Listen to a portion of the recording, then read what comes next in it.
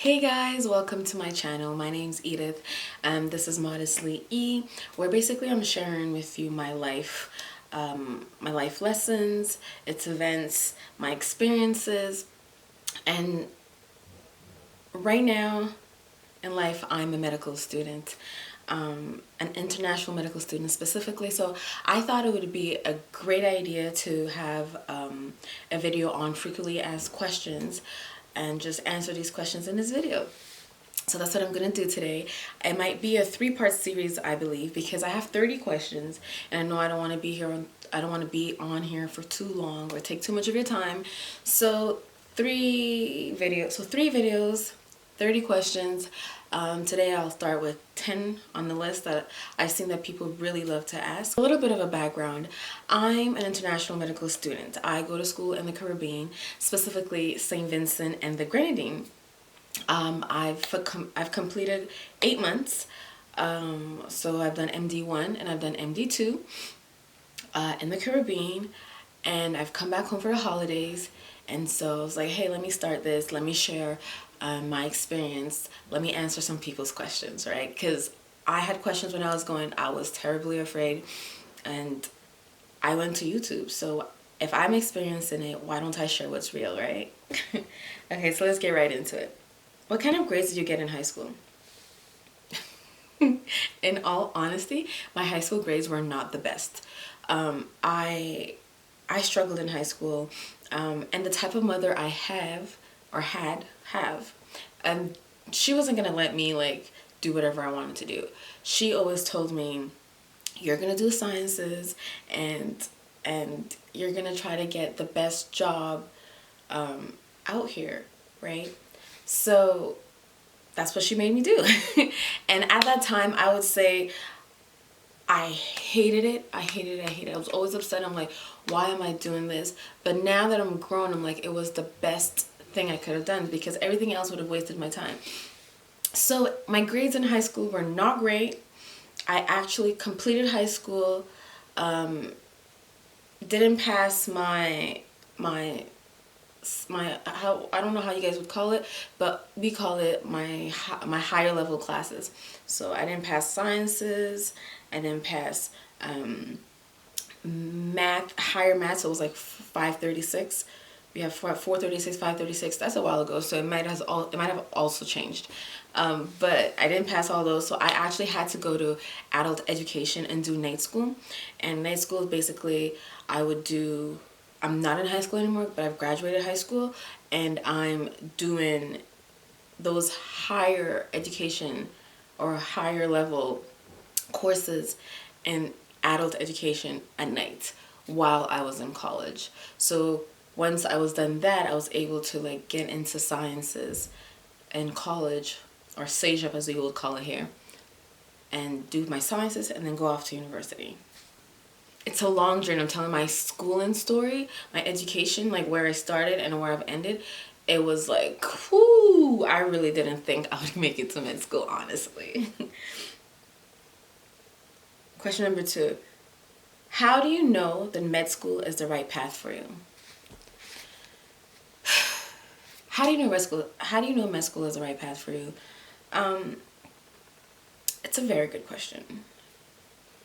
I'm in med school right now, and the way I know I'm doing what I'm supposed to be doing is not by being in here and not by looking at what I'm doing. Because if I'm looking at what I'm doing to say this is what I'm supposed to be doing or it's the right path for me, then it's not, if that makes any sense. Because it's hard work, right? I do find the material interesting. Let's not kid ourselves. The material is really interesting. The human body is very interesting. But it's hard work where if you don't enjoy working hard, if you don't enjoy the process, then you would say it's not the right path for you. But I do know that it's the right path for me based on before entering. I always had this dream of becoming a doctor. But what happened was life and its complications and all the difficulties of it literally made me drop this dream and put it behind and be like, listen, I'm not going to force it. I've done my very, very best. But if it's God's will for me to become a doctor, if that's what he has planned for me, and that's what he really wants me to do, I've prayed about this for a very long time, and there's no doors opening. But if it's his will, he will make it happen. And the way it happened was crazy. Like, literally everything lined up for me. And then I started fighting. I'm like, listen, I don't think I have time. I don't think I'm ready. I don't think I have the money. But everything was lining up. And that's when I knew that God was telling me, it's your time. Even though, or despite all the circumstances, despite everything that was going on, it was my time to go. So I took it. So that's how I know that med school is the right path for me. Hard work is not necessarily ever fun. So I can't say that the hard work in school is making me say, oh my goodness, this is what I really want to do. How many hours are you able to study on a daily basis? How many hours am I able to study on a daily basis? So the way it works is you go to school from 8 a.m. to 5 p.m. Or 3 p.m. depending on what day, depending on what level. And you're supposed to start studying after school or like while you're in school. It depends on how you've arranged your schedule. A lot of people do self-study. A lot of people listen in class. You have to be in class. So school, you're there for at least 9, 10, 11, 12, 1, 2, 3. At least 7 hours. 7 to 9 hours you're in school being taught something. So let's say from, I don't know if that's included in studying, but from, let's say, after 5 p.m. to at least 10 p.m. you need to be looking in your books. You need to be studying. You have to have a plan, right? So I would say for hardcore studying, at least 5 hours to 6 hours a day, because I crash. Literally, I've learned to know my body, and after a certain amount of time I can't continue. I really can't. I crash, I'm distracted, it doesn't work. So I put 5 to 6 hours a day. Sometimes I'll do some studying during class time. It really depends on how your schedule is made out and what works best for you. But at least 5 hours a day you should be putting into studying. How many med schools did you apply to?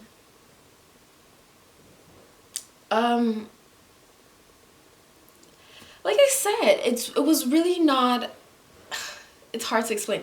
Okay, let me answer the question. How many med schools did I apply to?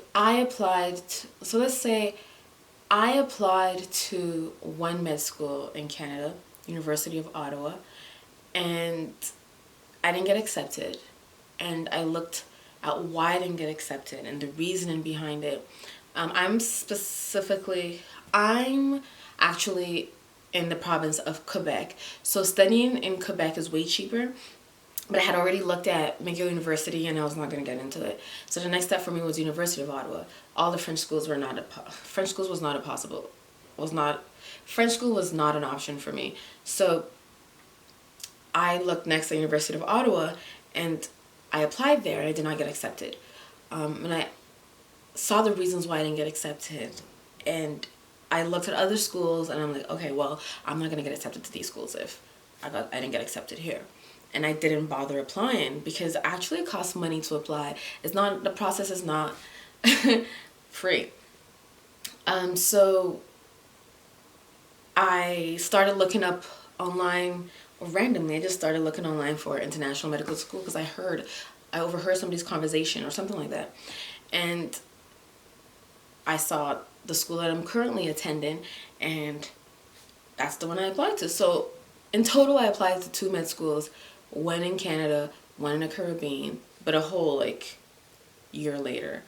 And then got accepted in the one in the Caribbean. And that's what I'm attending. How is medical school compared to undergrad? How is medical school compared to undergrad? So my undergrad, I did 2 bachelors. So I first started in social sciences and got a minor in psychology. And then I ended up doing chemistry, or majoring in chemistry.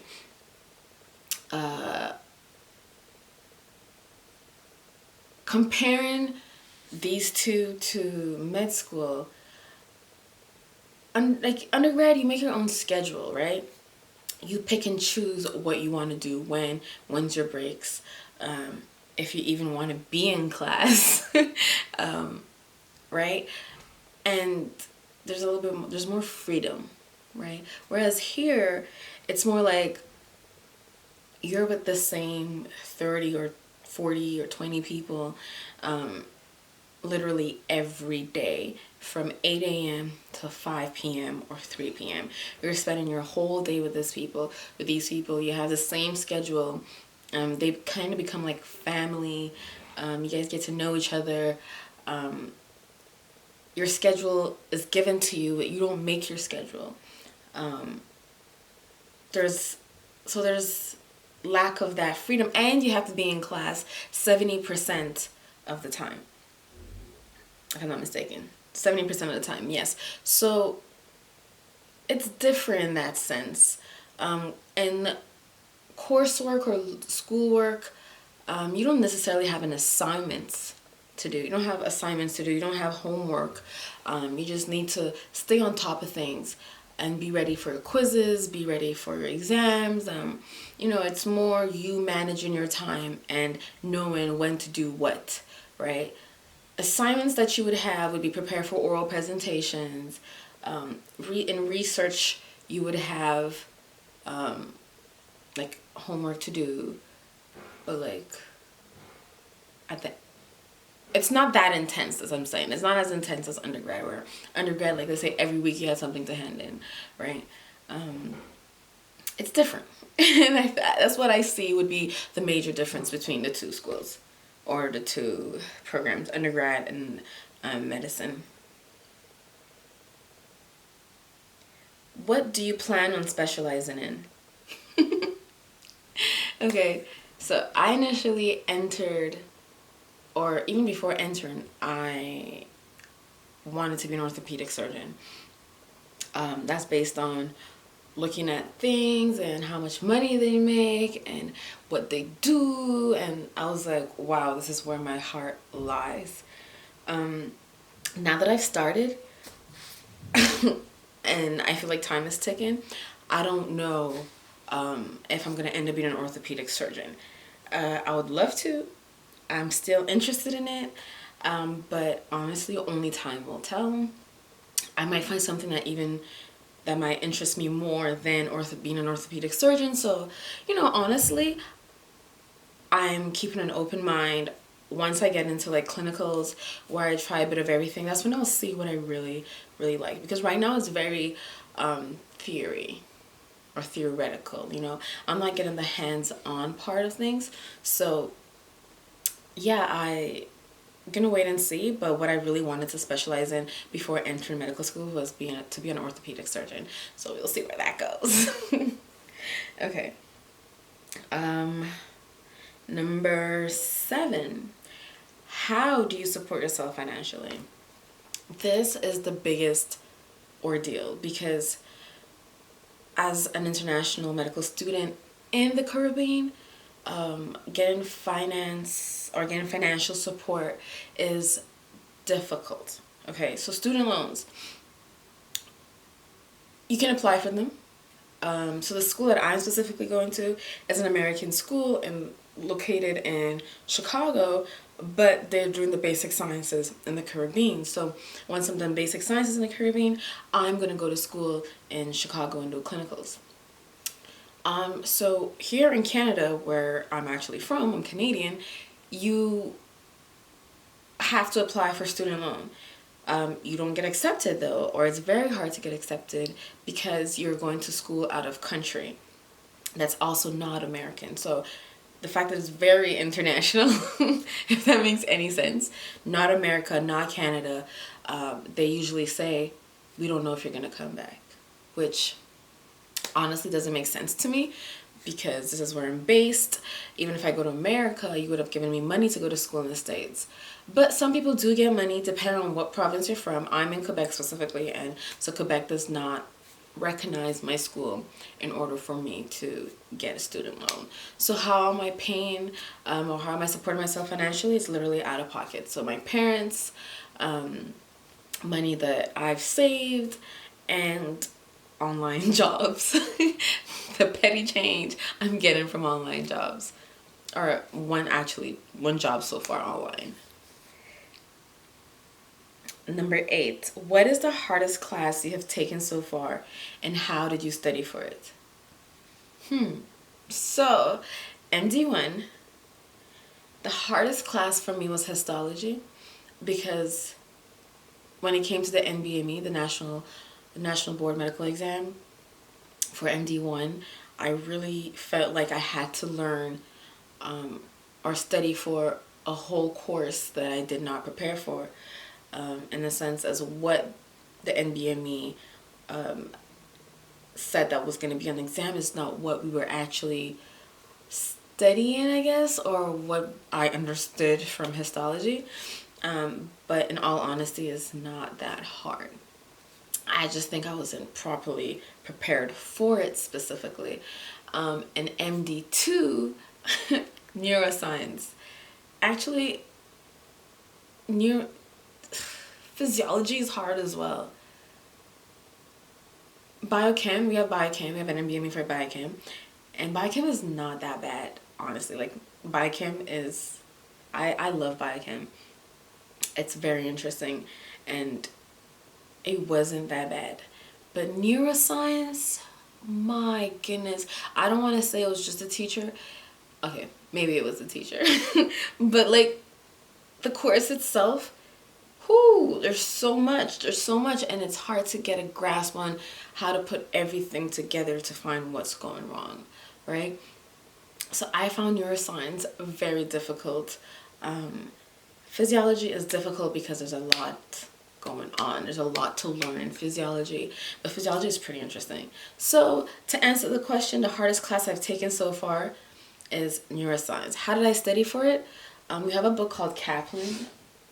I guess I can show it to you. I don't see where it is. We have a book called Kaplan. I really used Kaplan. I used Dr. Najib online. He has videos where he explains things to you. It takes forever, but he's amazing. So Kaplan, Dr. Najib, and that was essentially how I got everything together and somewhat understood neuroscience. Neuroscience, I literally started getting it right before the exam. Honest to God, right before the exam. But it is, I passed. Moving on. If you weren't in med school, where would you be? Before I went to med school, I had started working as an analyst in a clinical lab, in the chemistry department. So I would still be there. What I was planning on being or working on was to start an event planning business. I wanted to be an event planner.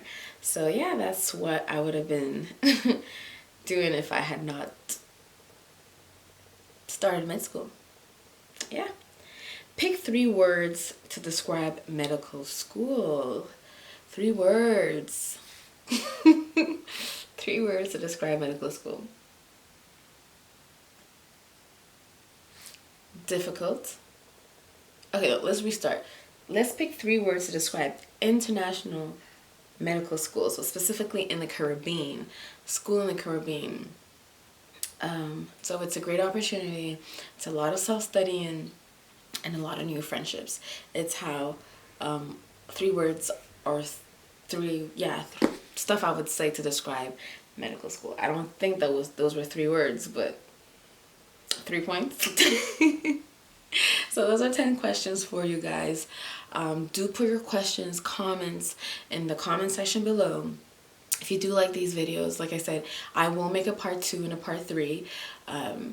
10 more questions each, so there's 30 questions in total that I'm answering.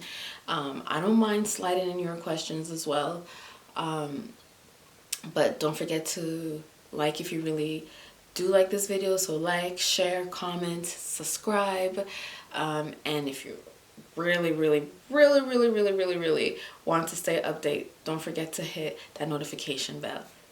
Thanks. See you next time. Bye.